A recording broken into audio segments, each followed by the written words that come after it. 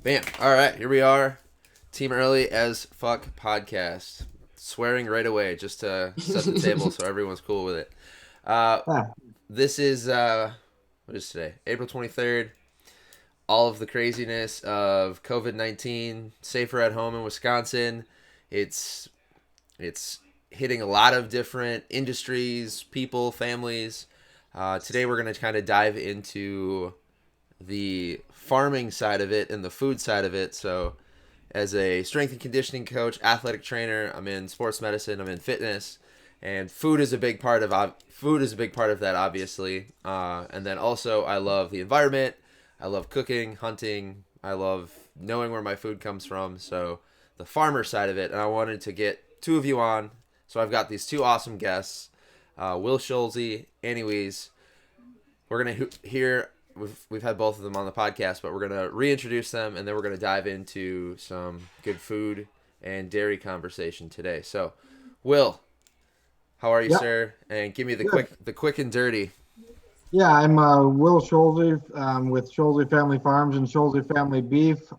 We are our main business is actually a dairy farm, and then we kind of started a side business, I guess, selling beef, which is Scholze Family Beef, which is a direct-to-consumer business. Our dairy is a commercial dairy that's going to a dairy processor. We don't sell any of that to um, the general public. Our beef, we kind of wanted to try something a little bit different, so we are selling it ourselves directly to the consumer. And we do online ordering and shipping, and then we also have a small on-farm store.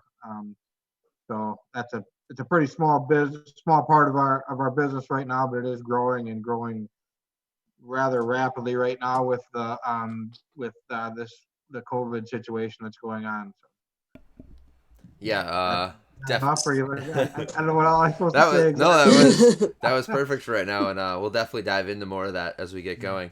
Annie, can you reintroduce yourself for people? Yep. My name is Annie Weiss. I am a registered dietitian. I have a master's in sports nutrition, and I'm also a certified personal trainer. And I currently work in psychiatric care as a dietitian.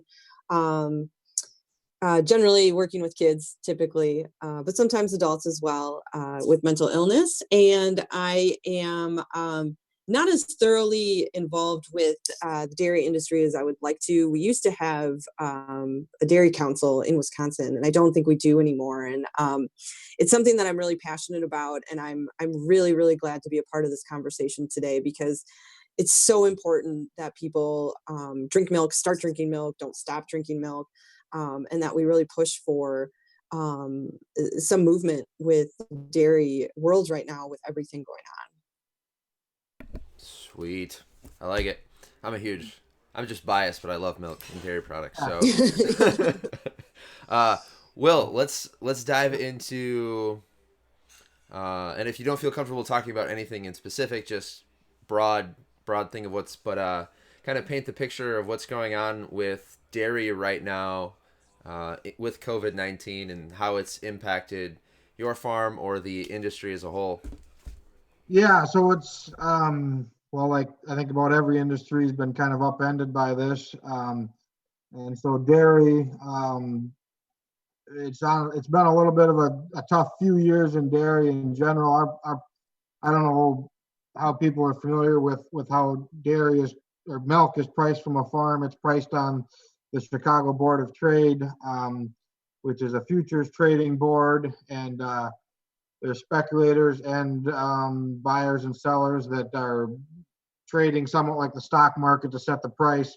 So we don't really have any control over what our price that we're getting paid for our milk is. It's somewhat set by the um, board of trade, and there are some adjustments based on your milk quality and where it's getting shipped to, and some other things. But um, so it's been a tough couple of years for dairy already, and this was supposed to kind of be dairy's always been a pretty secular business. It runs about on a 3 year cycle, um, has tended to run on about a 3 year cycle.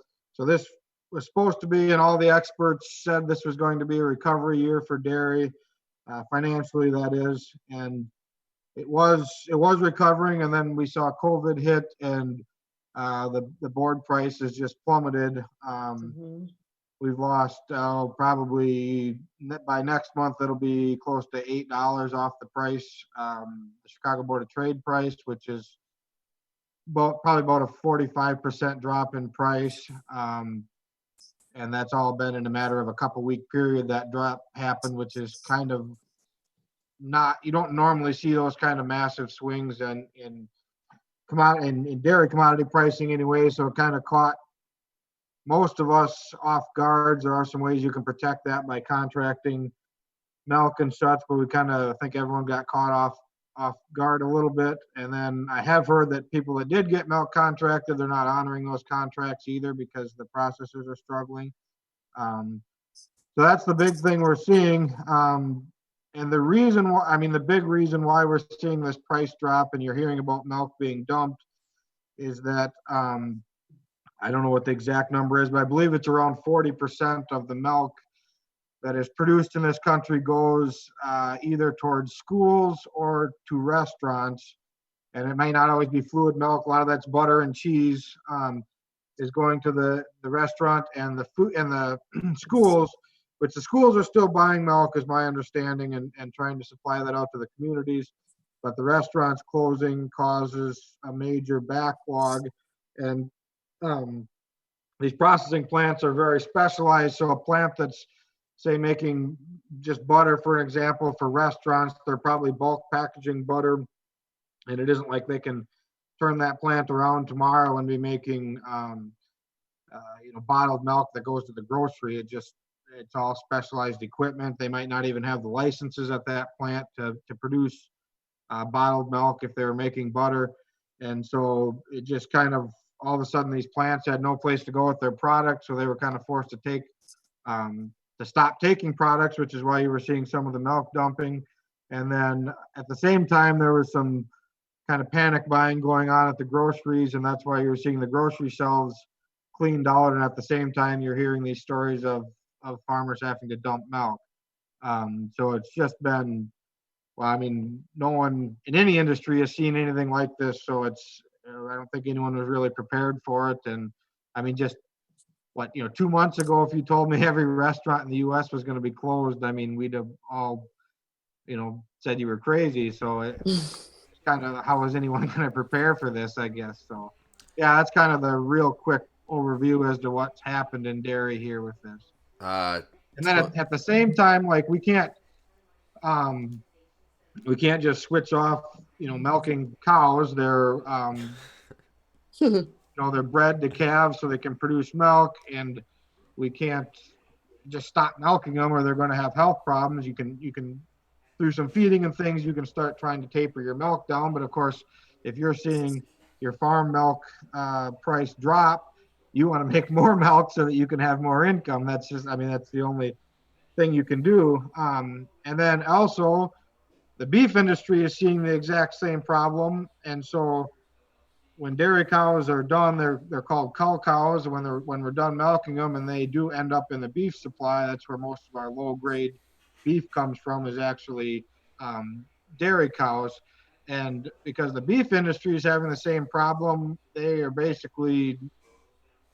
taking them, but the cull cow price has dropped dramatically, and there are a number of sale barns that weren't even taking cull cows because they had nowhere to go with them. So that was another tool we could use to get milk off of the market that it's not available right now because of this exact same situation happening in the beef industry. Gotcha. Yeah. There's a lot going on there with this, Yeah. with COVID and how it hits the different industries. We're gonna, a couple of things I'm gonna go back to. First one is milk in schools. So I've got in Point, the buses are going all over delivering the lunches. Yeah. Annie, why? I'm gonna field this one to you. Why is milk in schools such an important piece of the? Well, yeah. So first thing that maybe people heard Will mention the word commodity. Milk, dairy is the commodity in schools, which means that as a commodity food, schools are getting government dollars to be able to put towards purchasing certain commodity foods, whatever foods those may be. And typically it's commodity chicken, commodity dairy, there's it's very basic things, right? So for the sake of, getting into that whole story about commodities, dairy is a commodity, milk is a commodity, butter, etc.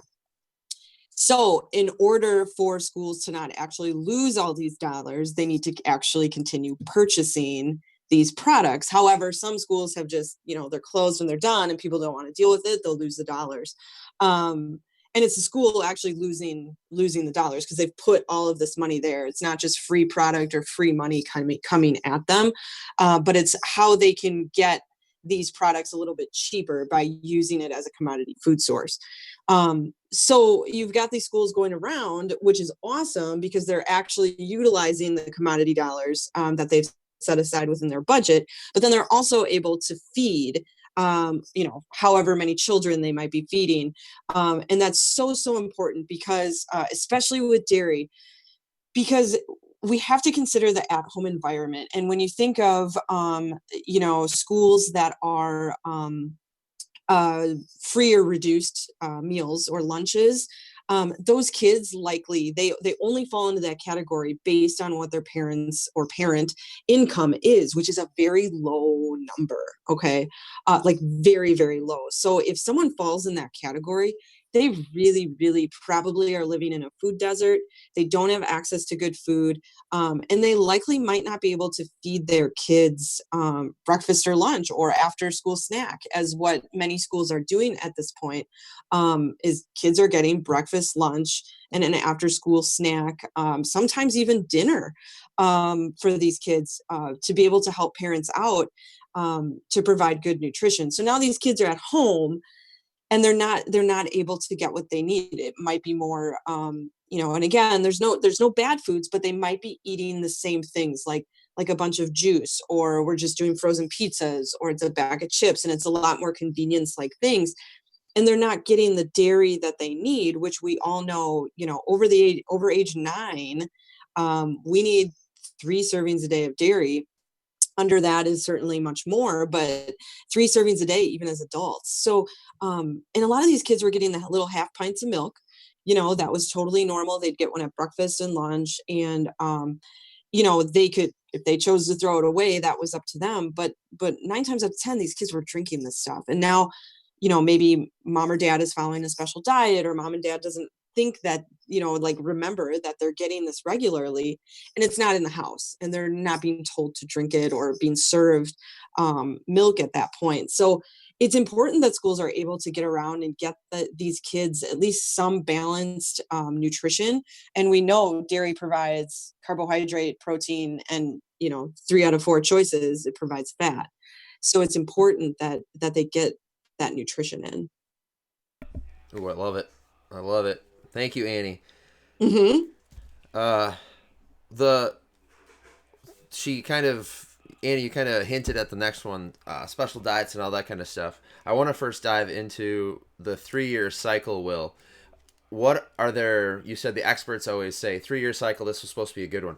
What are the things they're looking at? Is it market consumer type things happening every 3 years? What's going on? And I don't mean to lead the question at all. Yeah, that's just kind of what the market trend has been, and I don't know why exactly. I would suspect it has something to do with the time period. If you want to increase your herd size, it's going to take you a couple of years, and so it's just kind of been the natural flow of the market.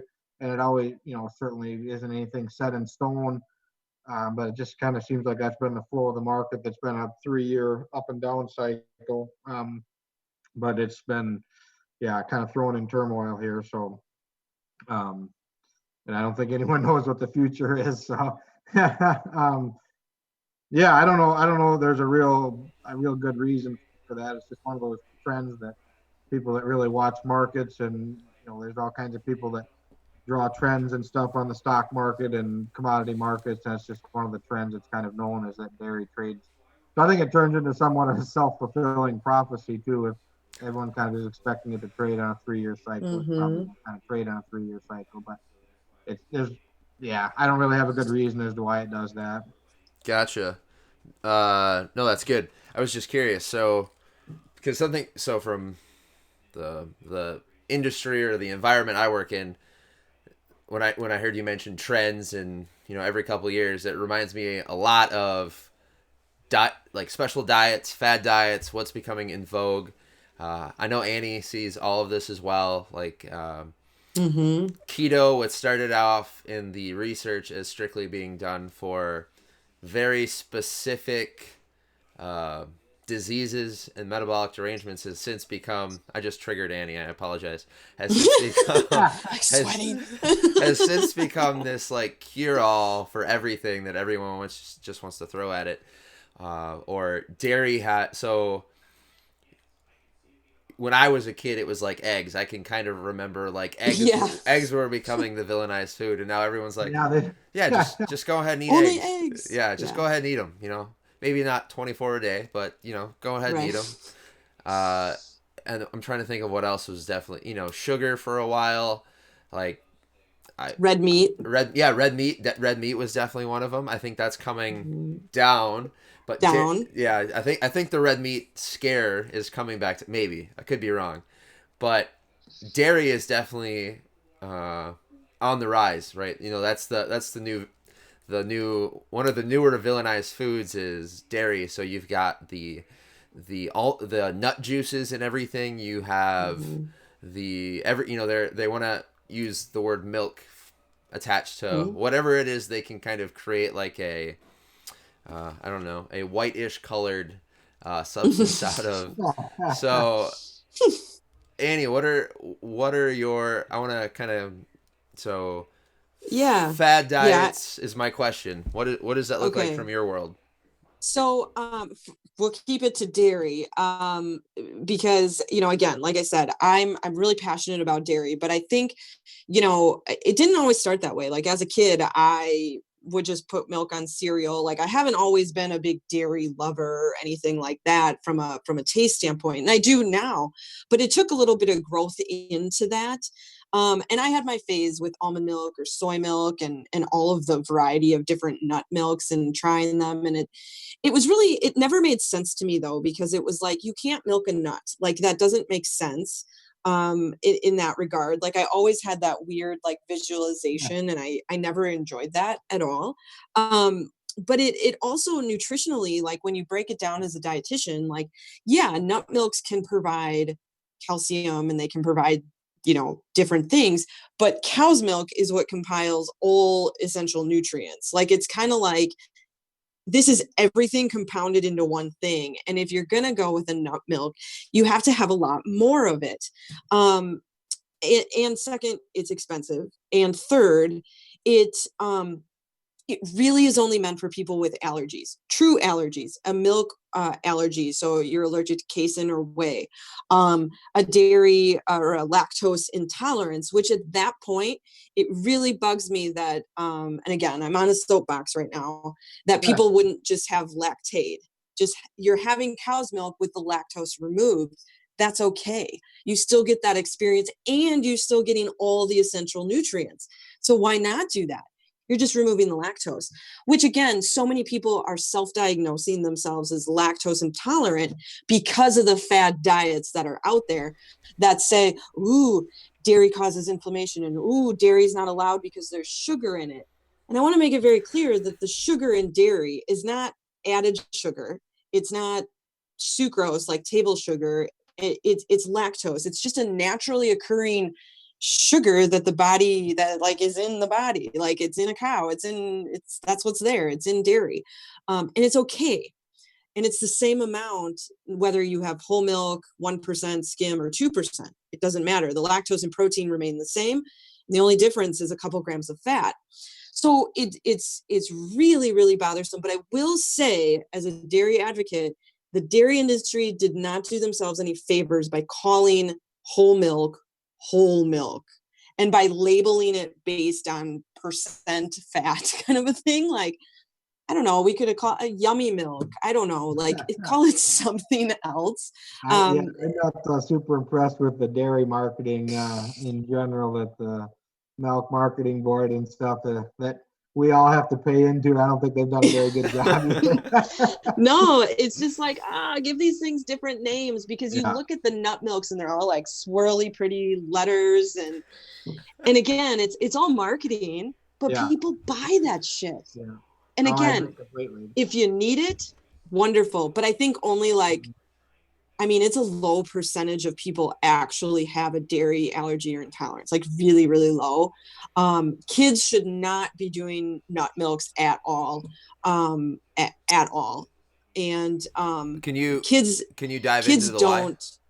Why? The why is because a child's body, and let's take, we'll start at infancy. They generally have breast milk or maybe formula. At 1 year of age, they immediately should go to whole milk. And what that whole milk is doing, because of the fat content, which again is not terribly high, that adults can drink it, it's okay, but it's got the fat content that helps develop the brain even more so, and it helps develop our GI tract and build all of the microorganisms and bacteria that are in our gut to be able to break down a variety of different things, dairy included.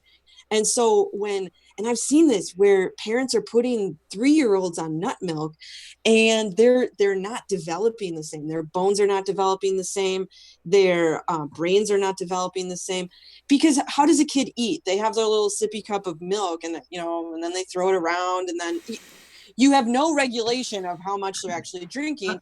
And when you actually need more nut milk than regular milk, now all of a sudden it's like, you should go through a half gallon every day and a half kind of a thing. And I just don't see that happening. So nutritionally, it's just not what a child needs, and can be very dangerous to their development physiologically and physically. So it's really, really not recommended at all. And for those parents who are saying, well, my kid has an intolerance, it is really, really, really rare to see a child with a dairy allergy or intolerance. That generally is developed later in life.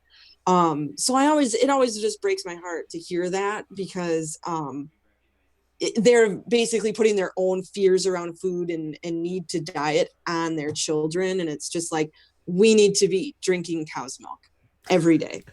That's it. That's the magic.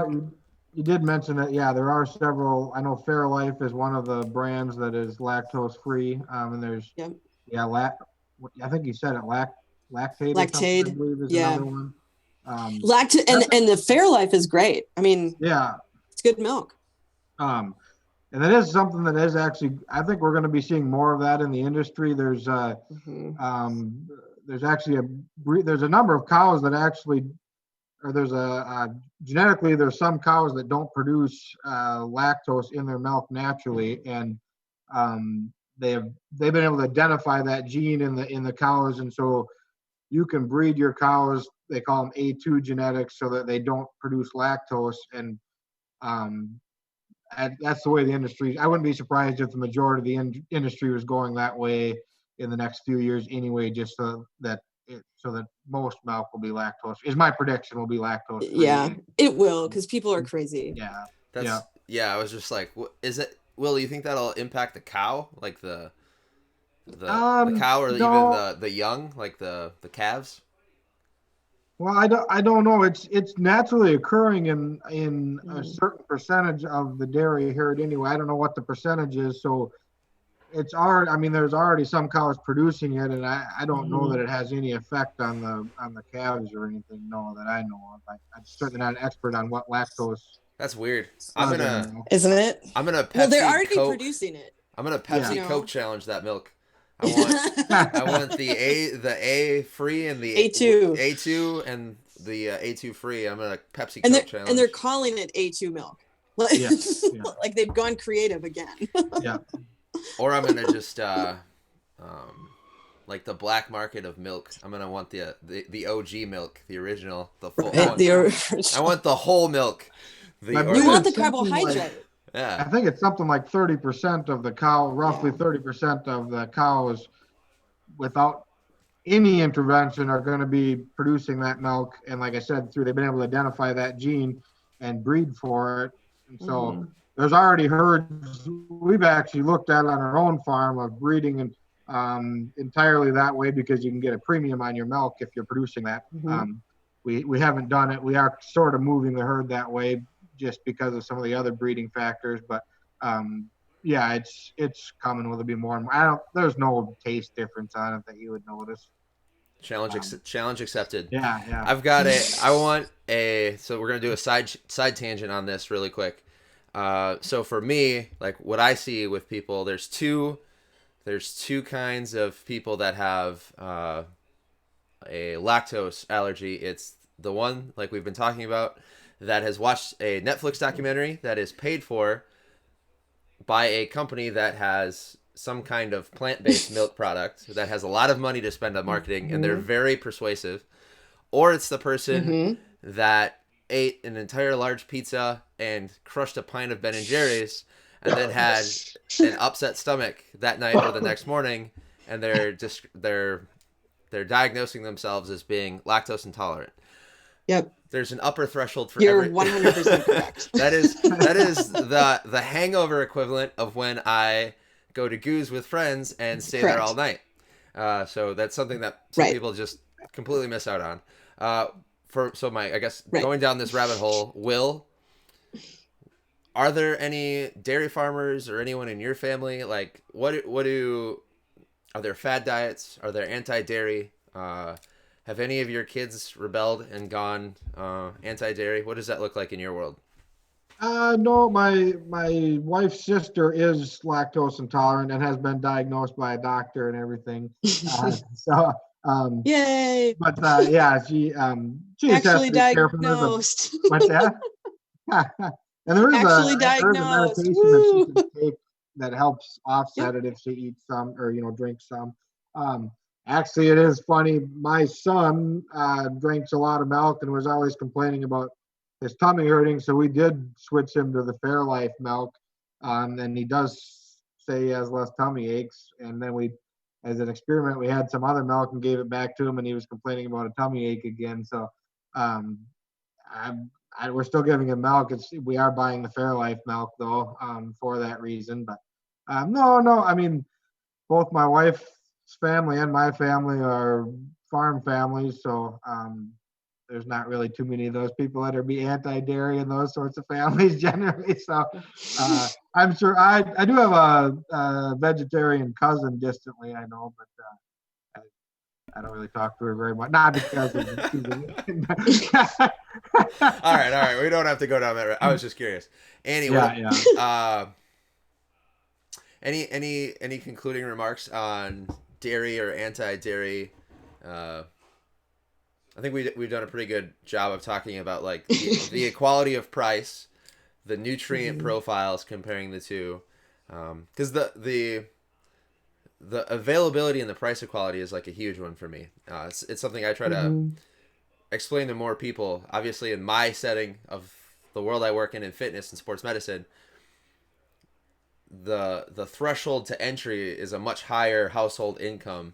So it's a conversation, like when people are like, when I hear people are like, oh, we want like meatless or dairy free days at the school, like I want my like more of this certain type of eating. It's like, well, do you realize you're completely eliminating a protein source for a large chunk of the population, or a fat source like you're talking about, which is huge for development. So I think we did a good job of explaining all that, but if you have any concluding thoughts before we continue. I do. Just really quick, you talk about sports medicine and the athletic world, and for those athletes that aren't doing cow's milk, which again is a perfect profile of carb, protein, fat, plus vitamins and minerals, even if you are doing lactose-free milk, I mean, that's great, but you're still missing out on carbohydrates. So like dairy provides the carbohydrate that can add to your workout. It can enhance recovery. So there is a big place for dairy when it comes to athletes. And again, unfortunately, too many people have villainized dairy. And so and a lot of it, like you were saying, is kind of based on status. Like, well, once you hit these different categories, yep, okay, now all of a sudden you can restrict all these different things or eliminate things and shop organic and do all this, kind of wacky stuff that you don't need to be doing with your food choices, just to show like you're capable of doing that. And people are doing that with dairy, and it's affecting a lot of athletes as well. A lot of bone fractures and stuff that still come up because people aren't drinking any milk whatsoever, especially at that 13-year-old, 16-year-old, 20-year-old age range. That is that's one of my frustrations with milk marketing as well, is that they haven't gone after the sports recovery market. Yeah, you mentioned it. It's actually a really great sports recovery drink. Almost no one knows that, and like everyone thinks Powerade, Gatorade, all these other things. They've just had massive marketing campaigns to get people to think that. Like, it's a frustration of mine with the milk marketing board that I've let them know, but they don't care about me. So. It is. It's so true, though. Their marketing needs to really be improved, and maybe then it would be a little different. Yeah. Well, we opened the box on that one. Let's go down it briefly. So if we're looking at athletes, athlete recovery, that kind of thing, and the benefits of milk, something too I've been trying to work on in fitness is the amount of micro trash, powders, potions, and all these like supplements that are just like rampant in it. We've been trying to push more people here to go to maple syrup for a electrolyte replacement or a intro workout. So glass, because local maple syrup comes in glass, right? It's neutral. It's not plastic. It's not ending up in a landfill polluting something. You can recycle it. It's a lot easier to recycle or repurpose. And the electrolyte levels in maple syrup are awesome. I've had a friend of mine, she's a nephrologist, come on and actually talk about like maple syrup and how it's beneficial as a electrolyte replacement. But something too, then the other conversation is what you're talking about, the recovery piece. And for me, like I'm always talking to people about milk, about dairy products, because the thing now is they're utilizing all of these other specially processed powders or potions or whatever it is, and it's like we're talking about, a separate economic threshold, but it's also making more garbage, more waste. Where here are these cows, they're doing what they do. We take the milk, we make it in all these different products that deliver what you're looking for, and all of these other powders. Can you talk more about why it's important for athletes to be utilizing dairy for their recovery? Yeah, so chocolate milk in particular is a perfect 4-to-1 ratio, 3-to-1 ratio, 4-to-1 ratio, depending on white milk versus chocolate milk, if of carbohydrate to protein. So after a workout, let's say you need 15 grams of protein, you want to times that by 4, and you've got chocolate milk. So a nice tall glass, 16 ounces of chocolate milk after an intense workout is all you need for recovery. It's got the protein, the carbohydrate, and the vitamins and minerals you need to replace everything. And it's what, $3.99 for a gallon? You know what I mean? Plus you're helping the industry, which I think is really cool, versus purchasing something that's not FDA approved, a protein powder that probably doesn't have enough carbohydrate. Now we have to add more carbohydrate to it. We have to do work to create it. It costs $50 a container. And again, we don't know what's in there. It could have like different steroidy type stuff. We don't want that. Yeah, those companies play that game where they're like, what's technically not a steroid, but we can put in this because it's not tested until we get popped. That's definitely something a lot of people don't think about. Or like what we were talking about earlier, the amount you need to get the same benefit, because the plant product or this processed product isn't as bioavailable in your body. Like your body's like, what is this? I need 40% more, I think, is the last paper I read on plant-based protein versus animal protein. So you need to be eating, buying that much more of this ultra questionable product versus what already has existed, what we've been drinking forever. And then you also need to eat that much more of it or drink that much more of it. So right, exactly. And a lot of those supplements that people want to take, whether it's vitamin, minerals, pre-workout, post-workout, have things in them that are called blends. What does that mean? And it's got things in it that might like oppose each other in your body, and therefore they aren't bioavailable. They're not absorbed. They're not doing anything for you, and you just paid so much money. It just isn't worth it when we know here's what's in cow's milk. Boom, that's it. And unfortunately, there's a great a part of the population that believes pasteurization is processing, and it's like, oh. And again, we're calling dairy processing plants, and so I think it's in people's heads, but it's not processed. There's nothing processed about dairy. It leaves the cow, it's heated, and it's sent to the store and they shake it. And the heating the pasteurization process is a safety precaution because raw cow milk, well, we know we have salmonella in our herd, which means there could potentially be salmonella in the milk. We don't really know without testing for it every single time, which we're not. And then there's always a risk of E. coli too. So that's what the pasteurization process is for. It's simply to kill those bacteria so that you don't get sick from them. boom. But there's people that claim it, affects the nutritional value and all that stuff. I mean, my understanding is it doesn't. It does not. Yeah. Bam. Awesome. Boom. Boom. Mic drop. All right, we're moving on. This is a Zoom heavy life, and I want to be respectful of that for everyone. So the last thing I really wanted to dive into is the idea of farming, like how we got here.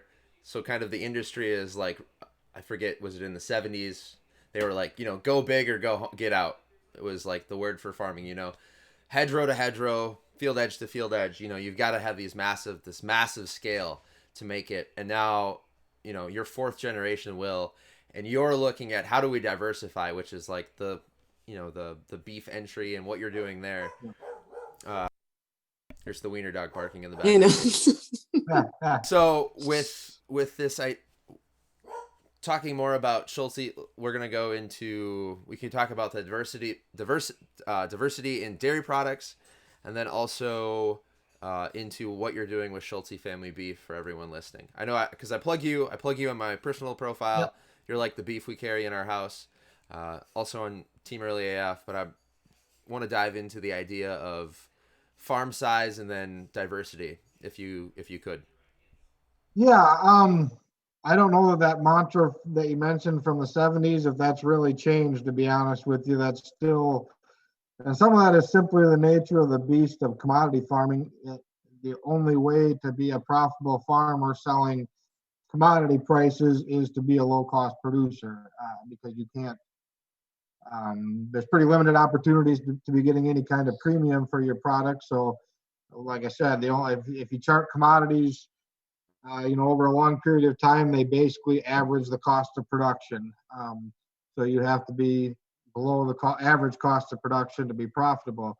And that gets to be diminishing returns, and that's what's driven larger and larger farms. I know a lot about the dairy industry. I know some very large dairies to all the way to very small dairies, and I can tell you the larger a dairy is, the lower their cost of production is, almost straight line. 3,000 cow dairy is always going to have a lower cost of production than a 100 cow dairy. Just, labor efficiency, purchasing efficiency, everything like that. I honestly don't see a way that is going to change. And that was part of what drove us to get into beef and to do it direct to consumer, because we have some issues going on that at our farm that prevent us from growing, massively to get to the size that I think we really would need to be at to be competitive in dairy. We milk about 500 cows on our dairy, and that might sound big to some people, but that's rapidly becoming a small dairy farm.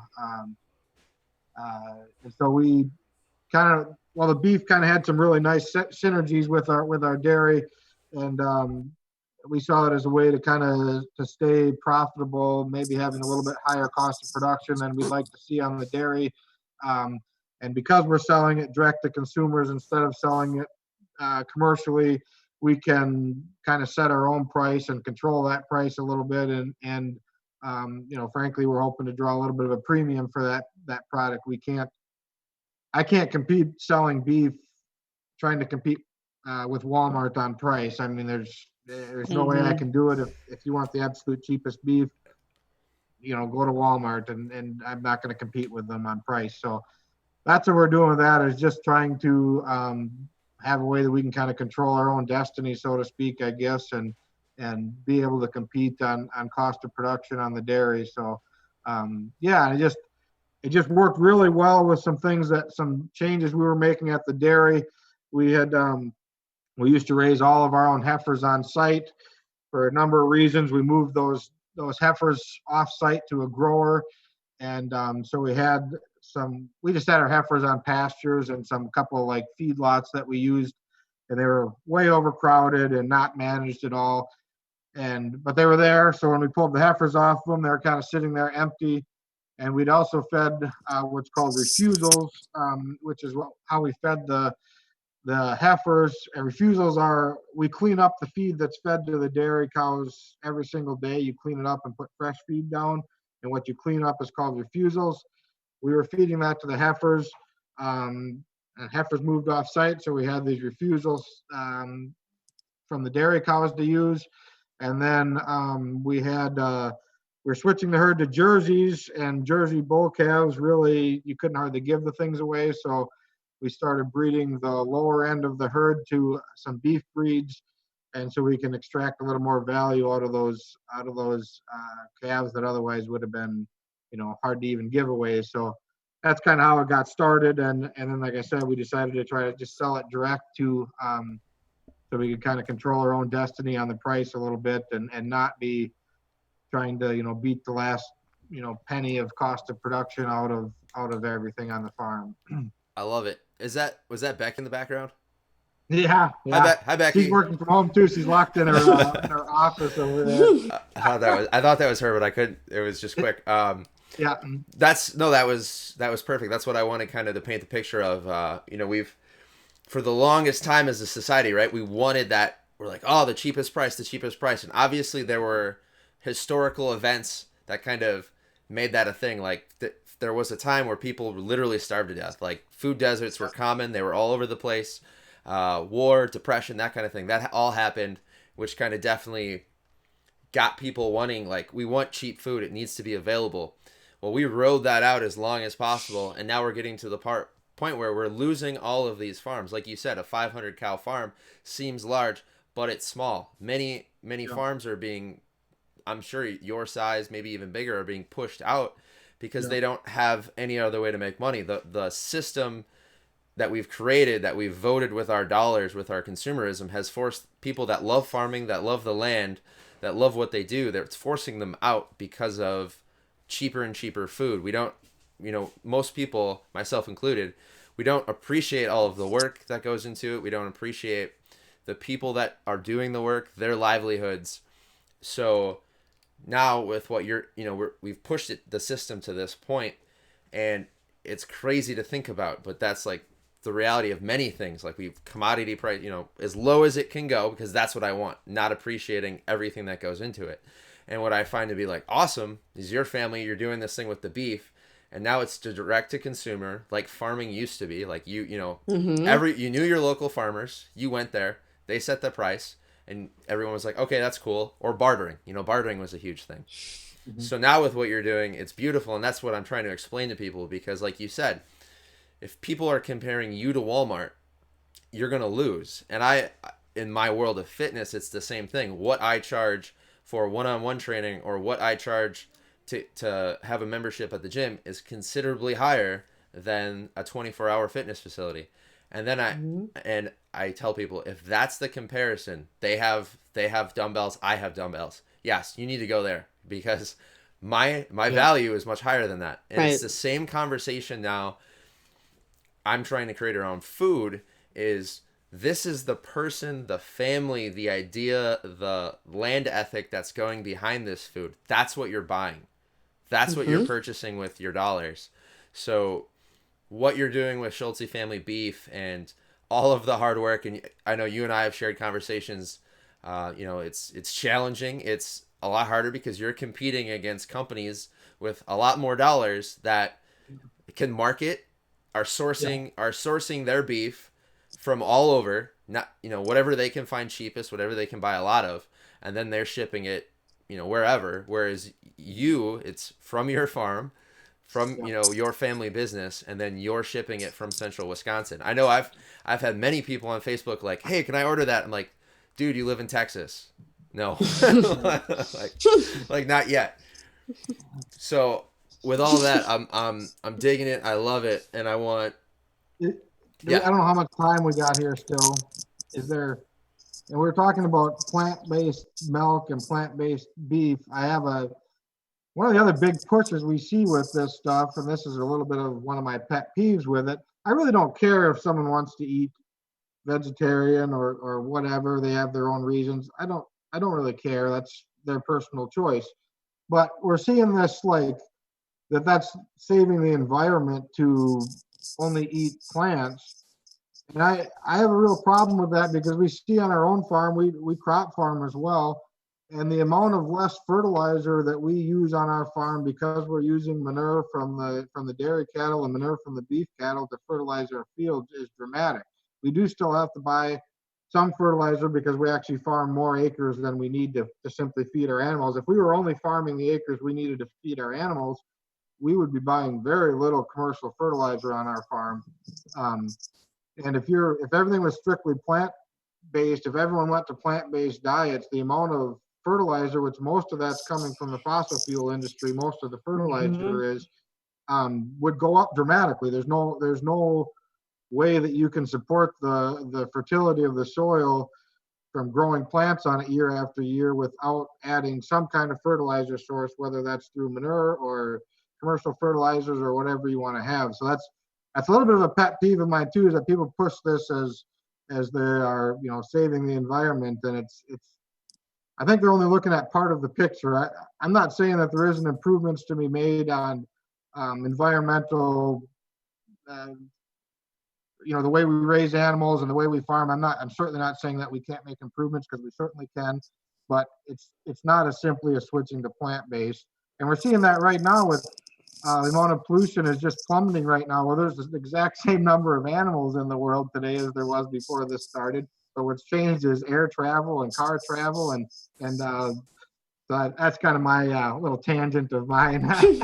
And if you actually, I've seen this done where they compare the number of large ruminant animals that there were back um, in North America when the buffalo herds were around and stuff, compared to the number of ruminants we have today with cattle.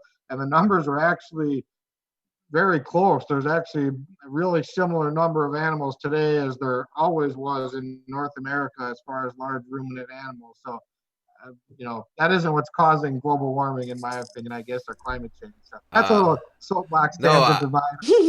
I loved it, and yeah, we're getting close to an hour, so I'll let Annie kind of weigh in on her thoughts. But with ruminants, you're absolutely right. Like in Wisconsin, we had buffalo, we had caribou, we had elk, all roaming Yeah. the geographical area that Wisconsin is in. So you're absolutely right. The animals on the landscape aren't necessarily the problem. So Annie, with all of our soapbox rants, what do you have to say? What do you have to conclude with? So, to Will's point, a lot of people think that, oh, if I eat organic, therefore there's no fertilizer. And if I eat plants, therefore no fertilizer. Organic fertilizers are what organic farmers use. So there are still fertilizers being used, whether you choose to eat plants or not. And it's a good soapbox to be on, because it is really, really frustrating them push for, oh, these plant-based, hamburgers are better than a beef hamburger. And it's like, have you seen the label on both of Yeah. those? Like, beef says beef. That's it. And then you've got the other plant-based burger. And again, if someone ethically or for religious reasons makes that choice, fine. But let's not get confused with that's your choice. And that doesn't mean that you can now say like beef is bad and this is better. Because nutritionally, the plant-based burgers have a lot more stuff in them. The same crowd that's eating them also claim they don't eat processed foods. And it's just like, yes, I've noticed what? that too. Yeah, and that's a royally processed food with a lot of stuff in it to be able to get it to hold the way it needs to hold and taste the way it needs to taste. Like that was created in a lab. Yeah. The beef was not. Now, again, ethically, religiously, I get that. But there's a great big part of the population that doesn't care about ethics or religion, and it's really solely based on status and what the diet trend is. So I would have to concur with you, Will. People need to just get off that, and they need to go back to the land. And potatoes are okay, crops are good, beef is good, pork, all of these things when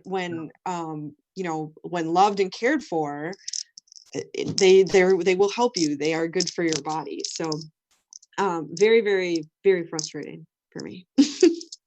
Yeah. Yeah.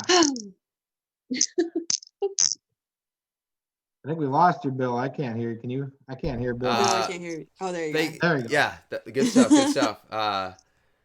Thank you both for coming on the podcast. Is there any last closing comments or remarks? Otherwise, we'll let everyone roll. You both can obviously share where people can reach you. I know, Annie, you just started a new podcast, which is super cool. I'm excited for, because I think it was before the podcast, the health coach, nutritionist world, they're having a field day right now. And while some of my friends are nutritionists and I love them, and some of them are doing it very well, some of them aren't. A few of my telehealth clients right now are expressing to me their anger right now with a few of the previous health coaches or nutritionists they've gone to, and yeah, it's a bummer. So it is a big bummer. Any concluding thoughts from either of you?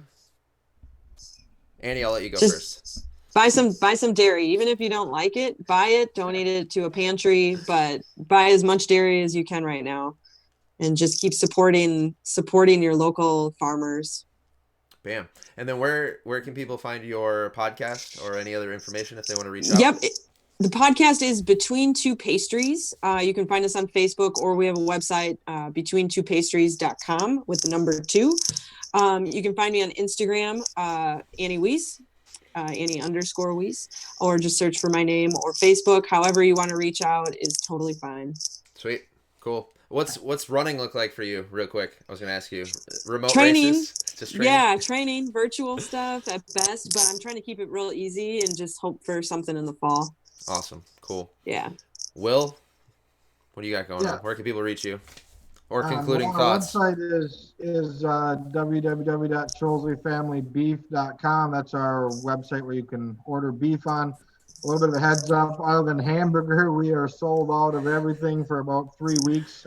We just can't react as fast as we wish we could have right now.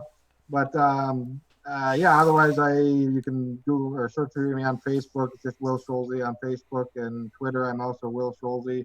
And the beef page, we do have a beef Facebook page, which I believe is Scholze Fam Farms Beef, or just Scholze Fam Farms, I can't remember.